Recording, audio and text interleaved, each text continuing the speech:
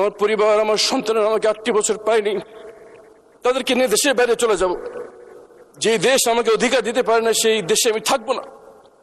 কিন্তু যখন 48 নম্বর ওয়ার্ড যুবদল সভাপতি সাজিদুল ইসলাম সুমন ভাইয়ের মেয়ে হাফসা ইসলাম রাইতার চোখের দিকে তাকায়, যে এখনো বাবার জন্য অপেক্ষা করে আছে, তখন যেতে পারি না। মাননীয় স্পিকার, আমরা যে কথা বলছি, আমরা যে বিষয়ের সাক্ষী, বেশ কিছু শক্তিশালী অপশক্তির বিরুদ্ধে আমরা সাক্ষী দিচ্ছি, যারা এখনো ক্ষমতাসীন অবস্থায় বিদ্যমান। আমাদের এই সাক্ষী তাদের ভীষণ অসুবিধার কারণ, এবং আমরা যদি কথা বলি তাদের আমাদের জীবনের ঝুঁকি এখনো রয়েছে।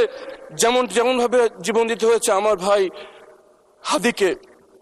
কিন্তু যখন এই সুমন ভাইয়ের মেয়ের চোখের দিকে তাকাই, মনে পড়ে যায় আমার মেয়ের কথা। 8টি বছর তারা জিজ্ঞেস করতো বাবা কোথায়, কেউ উত্তর দিতে পারতো না। আছে এখনো সুমন ভাইয়ের মেয়ে বলে যে আমাকে ঘুম করে আমার বাবাকে যেখানে রেখেছো সেখানে নিয়ে যাও, আমি আমার বাবাকে জড়িয়ে রাখবো, জড়িয়ে ধরে রাখবো, কোনোদিন ছাড়বো না।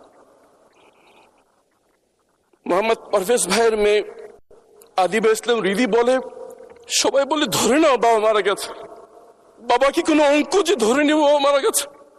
মাননীয় স্পিকার, এসব অসংখ্য মেয়ে, মা, স্ত্রীর চাপাক্ষ চোখের পানি, ক্ষোভ এখনো বিদ্যমান।